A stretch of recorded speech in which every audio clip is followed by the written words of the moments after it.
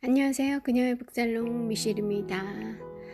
네, 오늘은 조금 또 새로운 에세이 한 권을 소개해 드리려고 합니다. 운명이라는 제목의 에머슨의 에세이예요. 에머슨 하면 떠오르는 또 한 명의 위대한 사상가라고 해야 될까요? 철학자 소로가 생각이 날 수밖에 없죠. 헨리 데이빗 소로, 그가 숲속으로 들어가서 오두막을 짓고 거기에서 생활을 했잖아요. 그때 그 숲의 주인, 그 숲을 제공한 사람이 바로 에머슨이었다고 해요. 그 소로나 또 오늘 읽어드릴 이 에머슨, 이런 사람들을 초절주의자로 분류를 하거든요. 이 철학사에 있어서 그에게 영감을 주었던 또 이 같은 그런 생각을 공유했던 이 에머슨에 대해서 문득 궁금해지더라고요. 그런데 마침 에머슨의 생각들을 잘 표현하고 있는 그 집대성한 운명이라는 작품을 소개한 글을 보게 돼서 소개를 해드리려고 합니다. 이 운명이라는 제목 앞에 서면 우리 인간은 굉장히 초라해지고 갑자기 좀 작아지는 그런 느낌이 드는데요. 저만 그럴까요?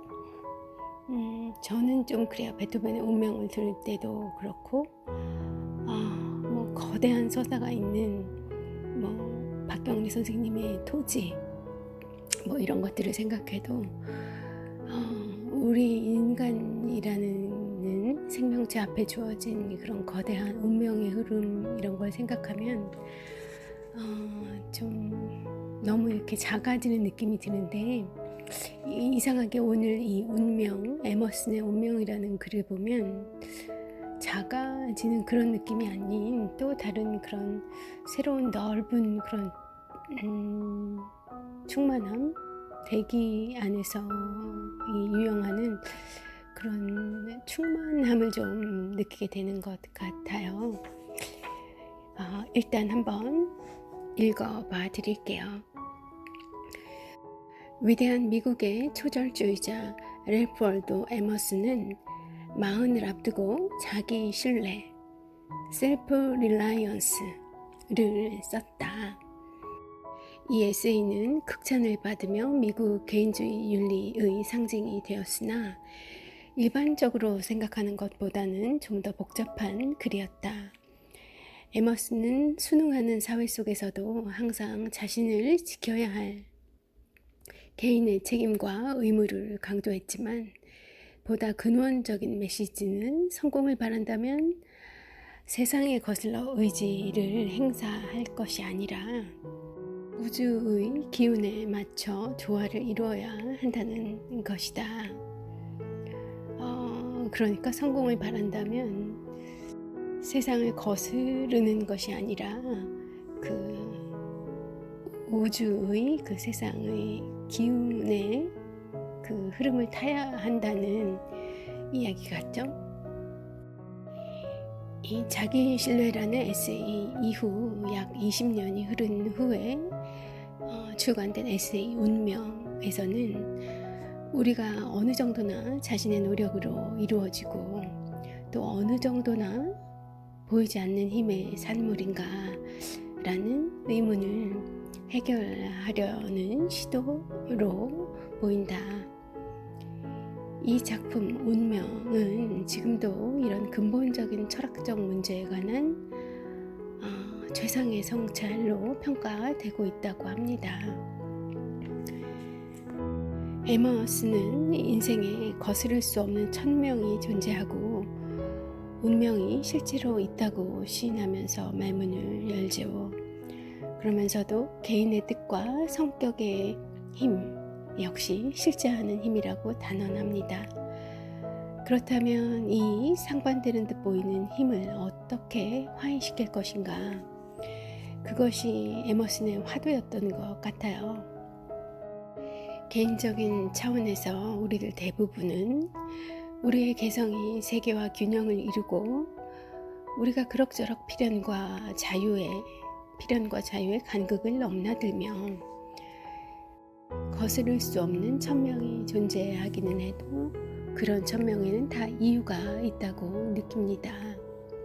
우리의 삶은 본질적으로 자신이 살고 있는 시대 정신과 한계 내에서 몸소 의지를 발휘하는 것이죠. 에머슨은 시대의 수수께끼는 한 사람 한 사람의 힘으로 스스로 해결해야 한다고 믿었습니다. 에머슨은 전형적인 미국인의 시각에서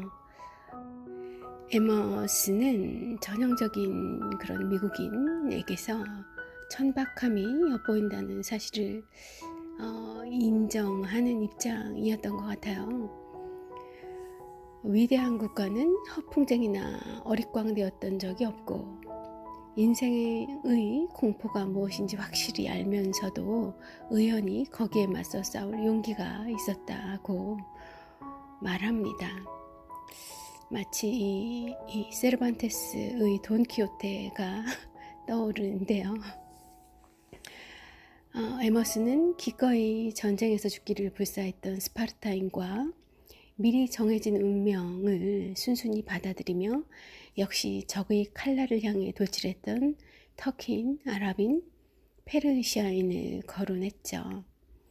심지어 과거 미국의 칼뱅파 신도들조차 우주의 무게에 비하면 자신들 개개인은 보잘것없다는 그런 비슷한 위험을 갖추고 있었어요. 에머슨은 운명이 전쟁과 평화, 증오와 사랑의 행로를 결정하는 위대한 사자인 마당에 그런 상황에 하찮은 우리 인간들이 실질적 영향을 갖는다고 믿는 것은 오만이라는 뜻을 내비쳤습니다. 초기에는 그런 입장이었던 거예요. 이 운명 앞에 작아지는 그런 인간들, 그런 존재로 우리를 스스로 규정하였던 것 같아요. 내 눈앞에 놓인 그 운명을 벗어나려고 애써도 벗어나지지 않고 그러니 내 운명이 설령 좀 가혹하더라도 그것을 당당하게 그것에 그 운명의 부름에 응해야 한다 라는 입장이었고요. 게다가 에머슨에 따르면 자연은 그리 자유로운 존재가 아니라서 남자든 여자든 가리지 않고 태연히 물속에 빠뜨리고 인간이 탄 배를 먼지 한 톨처럼 집어삼키기도 하죠. 동물은 종족끼리 서로를 잡아먹고 화산은 폭발하며 도시는 바닷속으로 함몰되고 콜레라가 온 도시에 창궐합니다. 신의 섭리가 과연 이런 재난으로부터 우리를 구해줄까? 설령 신의 섭리가 존재하더라도 우리는 그 힘을 알아볼 길이 없으므로 개인적인 차원에서 거기에 의지할 수도 없죠. 에머슨은 이 경외할 은인에게 신학생의 청결한 셔츠와 흰 목깃으로 치장시켜봤자 아무런 도움이 되지 않는다고 말합니다. 그러니까 운명 앞에서는 신의 뜻도 무력하다는 그런 입장이었던 것으로 보여요. 자연은 다정하지 않을 뿐 아니라 그 형태는 압제적이기까지 하다. 새의 존재가 그 불의 형태와 길이, 날개 너비로 결정되듯이 인간의 가능성은 성별, 인종, 성정, 재능 등에 좌우된다. 모든 정신은 자신이 살 집을 만들지만 나중에는 그 집에 구속당하게 된다. 우리의 DNA와 가문의 혈통이 우리의 운명을 만드는 것이다. 이런 운명론적인, 결정론적인 입장이었던 거네요. 이 인생의 초반에 성인이 된 이후에 그 초반에 이런 생각을 자신감 있게 거침없이 자기의 주장을 내세울 수 있는 그런 삶은 또 어떤 삶일까 저로서는 잘 상상이 되지 않습니다. 더군다나 저는 여러 번 말씀드린 것처럼 공순이어서 이런 문사철, 인문학을 또 공부하신 분들에게는 이런 이 거침없음과 이 패기 넘침, 자신만만함이 한 이 철학가들의 젊은 시절이 어떻게 와 닿으실지 모르겠는데 뭐 한 인간으로서 멋있네요. 예. 그의 이 운명론적인 결정론적인 그런 입장을 보여주는 글들을 조금 더 읽어 드릴게요. 인간은 어머니가 만들어준 그대로의 존재이다. 기관사에게 시를 요구하고 일용잡부에게 화학적 발견을 기대하는 것은 조잡한 천만 짤 수 있는 편물기에 대고 어째서 캐시미어를 짜지 못하느냐고 추궁하는 것과 마찬가지다. 땅을 파는 인부에게 뉴턴의 법칙을 설명해 달라고 요청해보라. 그의 두뇌의 섬세한 기관들은 100년 동안 조상 대대로 이어진 중노동과 초라하고 빈곤한 생활 때문에 위축되어 있다. 이처럼 인간에게는 단 하나의 미래밖에 없고 그것은 이미 신체 구조상으로 정해져 있다. 세상의 모든 특권, 모든 법을 총동원하더라도 이에 간섭하거나 그를 시인이나 왕자로 만들 수 없다. 와, 이런 문장들은 참 설령 그래 그럴 수도 있겠다 하는 생각이 들더라도 매우 이 거센 반발을 불러올 수 있는 그런 거친 주장이네요. 예. 그냥 내 운명이 결정되어 있다는 정도도 아니고 뼛속부터 이 DNA를 통해 대대로 걸쳐서 내려오면서부터 이미 확고하게 그런 일련의 흐름을 통해 역사를 통해 정해져 있는 것이기 때문에 이건 뭐 일말의 여지도 없는 이 옴짝달싹 못하게 하는 그런 수준의 결정론 아닌가. 저는 듣는 것만으로도 좀 숨이 막히는데요. 이런 에머슨은 동양의 종교 경전에 조예가 깊었고 특히 카르마, 업보죠. 카르마, 환생, 윤회 등에 관심이 많았는데 이것은 모두 우리 현생의 본질과 상황이 대부분 전생에 행한 행동과 경험에서 비롯된다는 개념이죠. 그래서 이 앞서 소개해드린 그런 주장들이 나올 수 있었던 거군요. 한편 에머슨은 서양의 전통에서도 또 이런 세계관을 지지할 만한 근거를 찾아냈습니다. 독일의 철학자 프리드리히 셸링이 인간이라면 누구나 한 가지 느낌, 즉 본인이 옛날부터 현재까지 영원히 자신이며 시간의 경과 속에서 자신이 된 것이 아니라는 느낌을 품고 있다 라고 옛날부터 현재까지 영원히 자신이다 라는 주장을 했던 그런 프리드리히 셸링을 또 자신의 주장의 어떤 근거로서 활용을 했군요. 과학사를 되돌아보면 특정한 발견이 특정한 시점에 나오는 것이 불가피해 보이는 경우가 종종 있다고 합니다.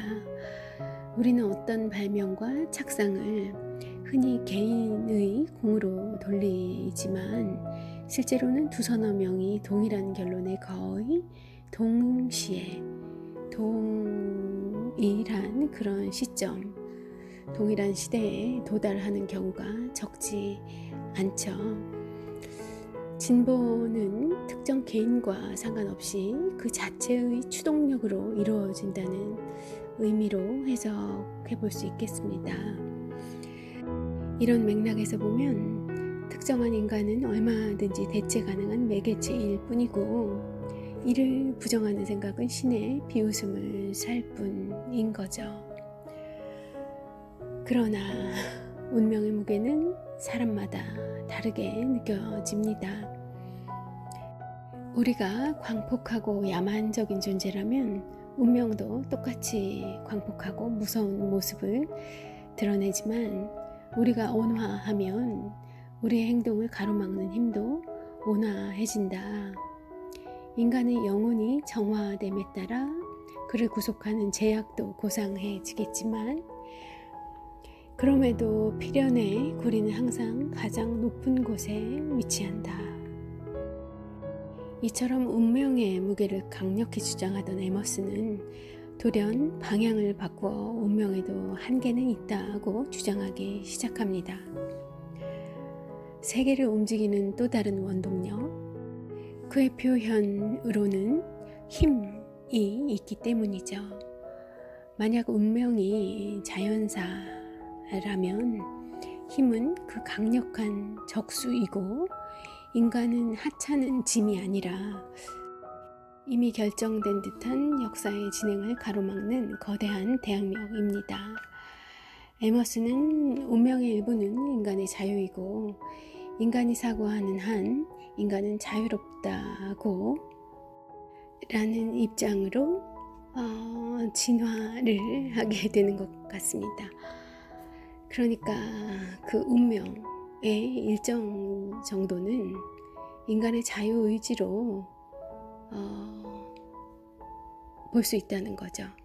그래서 그 자유의지에 의해 운명을 조금 변화시킬 수도 있다라는 입장으로 조금 결정론적인 입장에서 선회를 한 것이라고 볼 수 있고요.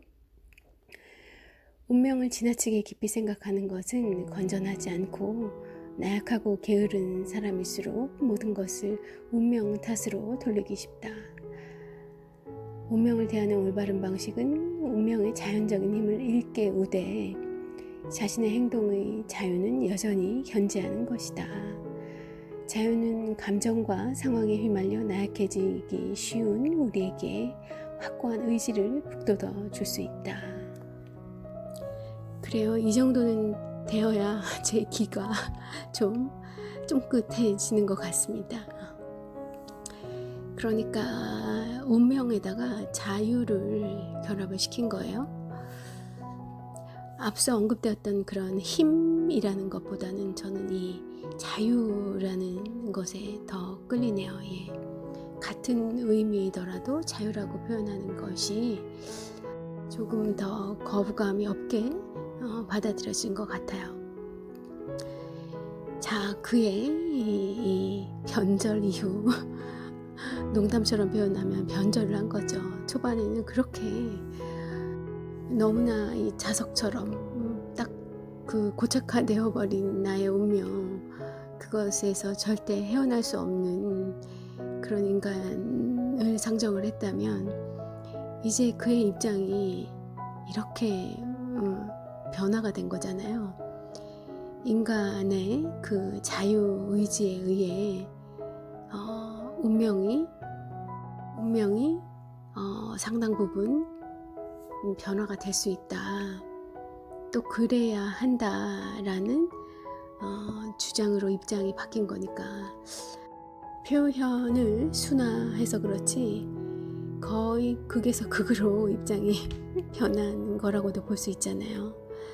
중년 이후에 어떤 계기들이 있어서 그의 사상을 완전 새로이 하게 된 무슨 계기가 있었겠거니 짐작이 되고요. 뭐 계속 들어보실까요? 인간이 강과 나무와 산과 비교해서 뒤떨어져서는 안 된다. 강처럼 흐르고 나무처럼 가지를 뻗으며 산처럼 저항력을 갖지 않으면 안 된다. 우후, 엄청난데요?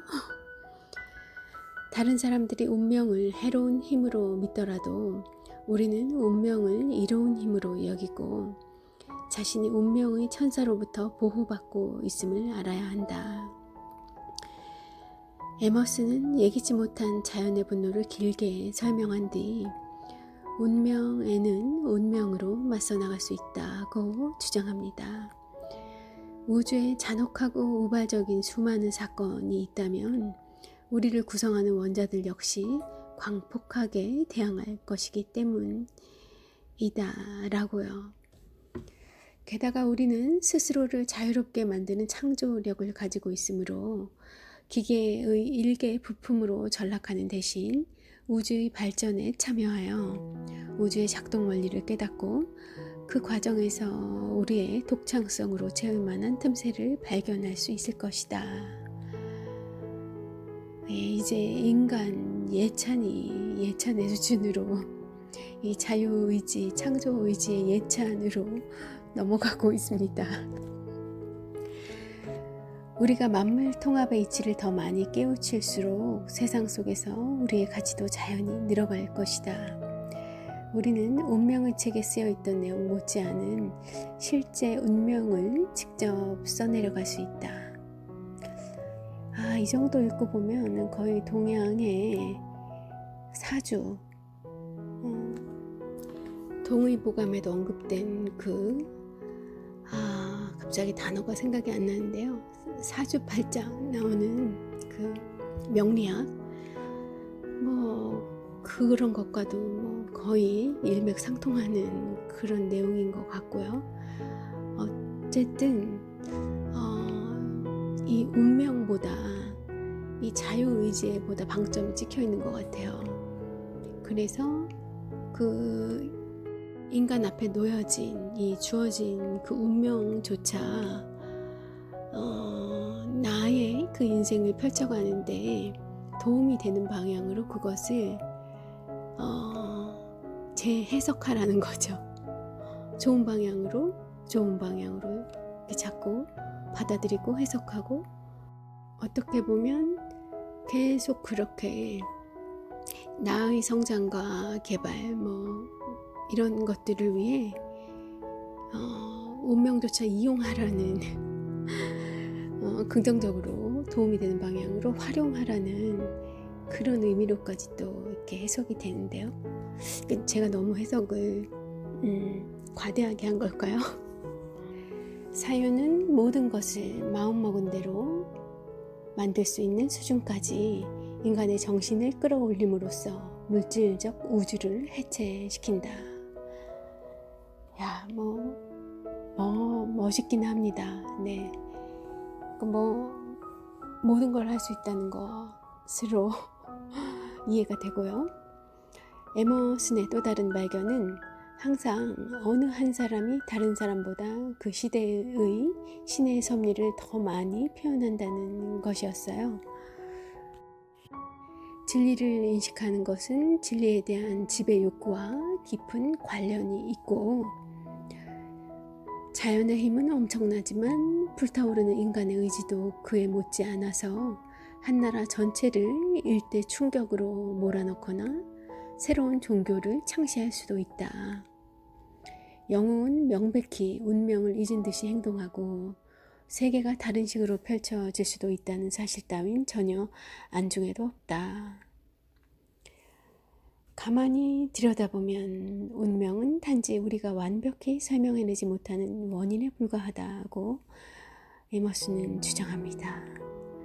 예컨대 장티푸스로 인한 사망은 누군가 장티푸스 예방에 일조한 하수 시설을 개발하기 전까지는 신의 뜻처럼 보였죠.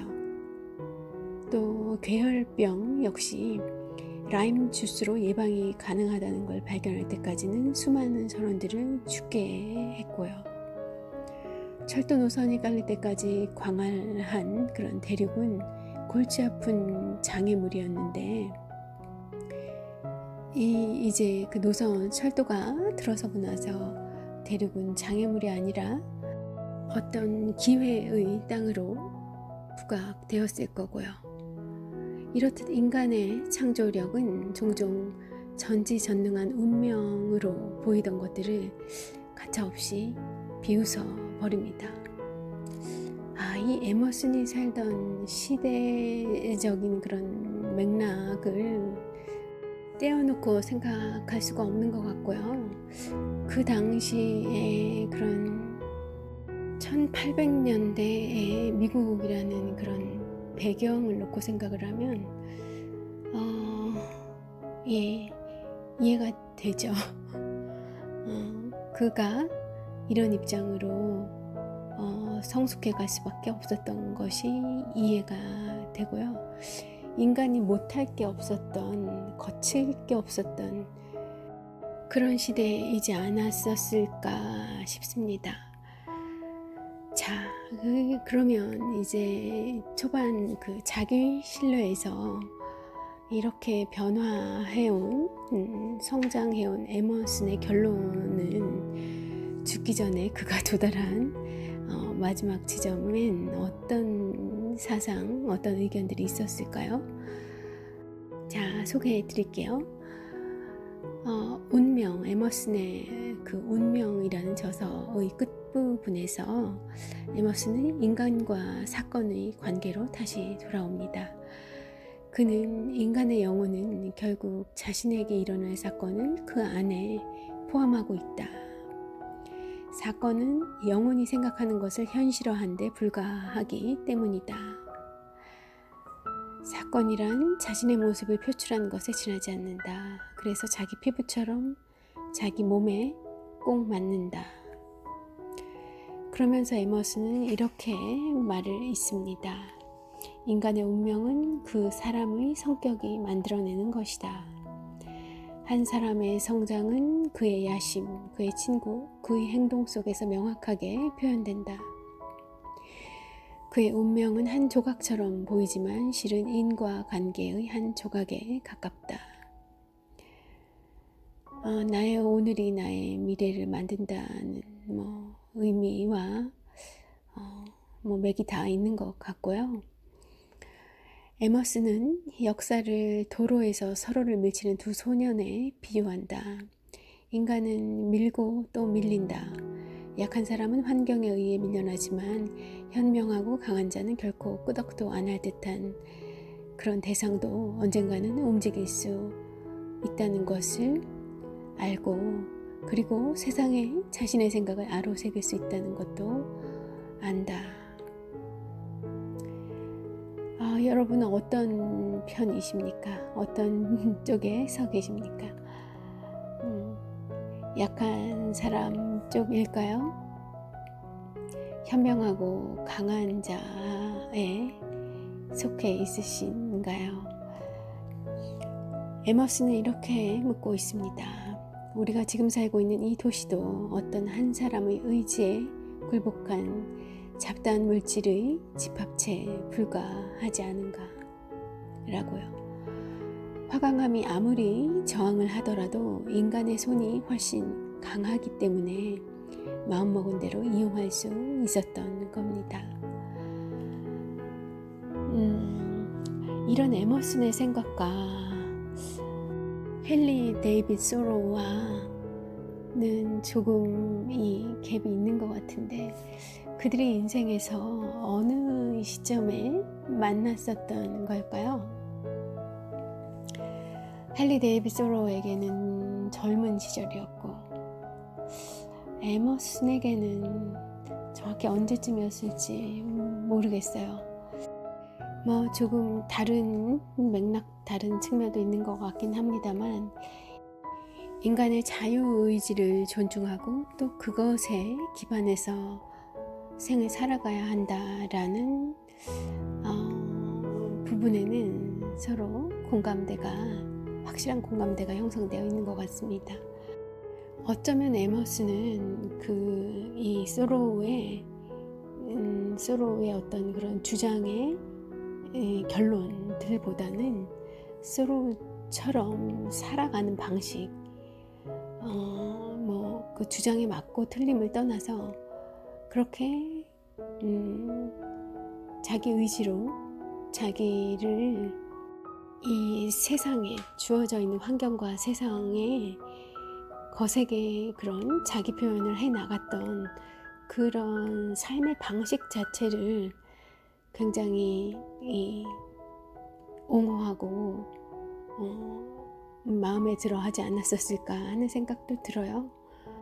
그런 삶을 살도록 이 에머슨의 주장들, 운명이나 이런 이 종국에 가서 그가 얻은 그런 깨달음을 실제로 인생에서 구현하고 있는 그 화신 그 대표적인 모델이 바로 소로였던 거죠.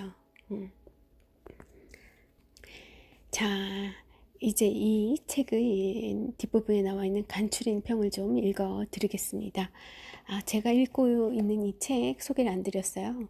짧고 깊은 철학 50이라는 제목의 책 속에 실린 그런 에머슨 편이었어요. 에머슨의 운명을 소개하는 글이었고요. 앞으로 이 책에서 하나의 테마식을 택해서 1주 혹은 2주에 한 번 정도씩은 공유를 해드리려고 해요. 자, 간추린평 서둘러 읽어드리겠습니다. 에머슨의 이전 에세이 자기 신뢰와 운명은 어떤 관계가 있을까? 우선 운명이 인간의 삶에서 자연과 상황이 차지하는 힘을 수긍하게 된 더욱 현명해진 에머슨을 반영한다고 말하고 싶다. 이 책은 마치 에머슨이 개인의 힘에 관한 저 거침없는 에세이를 썼던 과거의 젊은 자신한테 내미는 도전장처럼 보이기도 한다. 그 거침없는 에세이는 바로 자기 신뢰이죠. 그러나 자기 신뢰가 더 젊은 시절의 확신을 반영하고 운명이 보다 진중해지고 신중해졌다더라도 운명은 사실 인간과 우주의 관계에 관한 에머슨의 기본 입장을 재확인하고 있다. 연속선상에 있다는 거죠. 이 책 운명의 끝부분에서 에머슨은 이른바 아름다운 필연, 즉 우주를 움직이는 듯 보이는 거대한 지성과 삶의 법칙을 이야기합니다. 이 힘은 자연을 움직이는 원동력으로서 형언 가능한 영역을 벗어나고요. 이 힘은 또한 인격적이지도 비인격적이지도 않습니다. 현명한 사람이라면 이 세상에 우연이란 절대로 없다는 것을, 만물은 원래 예정대로 흘러간다는 것을 잘 알고요. 그러나 이런 명백한 결정론으로 에머슨이 마침내 운명의 손을 들어주었다는 생각이 들려는 그런 찰나에 그는 이 아름다운 필연, 이 아름다운 필연이라 함은 자연, 신, 법, 지성 이런 것들일 텐데요. 이 아름다운 필연이 순수한 마음을 지닌 사람을 통해 그 전능한 힘을 최대한 발휘할 수 있기를 간절히 바라고 있다고 덧붙입니다. 그런 삶의 법칙이 있어요. 우주를 움직이는 듯 보이는 거대한 지성과 그런 삶의 법칙이 있고요. 이런 것들은 스스로 발현되는 것이 아니라 인간을 통해서, 인간에 의해서 발현이 된다는 거죠. 그리고 그것이 더 어떤 방향으로 확장이 되느냐, 어떤 방향으로 거세어지느냐, 이런 것 또한 인간에 의해서 그렇다는 얘기 같고요. 그리고 그 마음이 순수한 사람을 통해서 많이 가능하다. 이렇게 쭉 따라가 볼 수 있는 것 같습니다. 이 힘은 결국 우리에게 주어진 기회이자 가능성입니다. 이 아름다운 필연을 내 것으로 내가 움직여 볼 수 있게끔 하는 이 힘은 결국 우리에게 주어진 기회이자 가능성이고요. 인생의 법칙은 결코 막을 수 없이 그 자체의 논리로 움직이지만 동시에 우리가 함께 나아가기를 바라고 있다는 겁니다. 그 과정에서 우리는 자신의 좁은 자아를 상실하겠지만 대신 무한히 거대하고 강력한 무언가와 조화를 이루게 된다. 그 전까지 단순히 운명의 지배를 받던 처지에서 벗어나 세계를 전개시켜 나가는 막강한 공동 창조자, 운명과 공동 창조자가 되는 것이다. 네, 뭐 와닿는 그런 느낌이 좀 있네요. 예. 운명에 거스르려 하지 말고 그 운명과 잘 우애롭게 내 인생을 동업해보라. 내 인생이라는 업을 동업자로서 운명과 같이 이렇게 잘 운행해 보아라. 그런 의미 같아요. 좀 생각해 보게 되는 그런 메시지인 것 같습니다. 여러분 어떻게 들으셨을지 모르겠는데요. 네, 에머슨의 철학 오늘 함께 해봤고요. 내 운명은 어떤 걸까 한번 좀 생각해 보시는 기회, 그리고 그 운명을 내가 어떻게 잘 그 운명을 타서 어떻게 얘를 잘 조종을 해볼까, 내가 지금 잘 그러고 있나, 그런 생각 오늘 금요일이니까 주말에 한번 해보셔도 좋지 않을까 해요.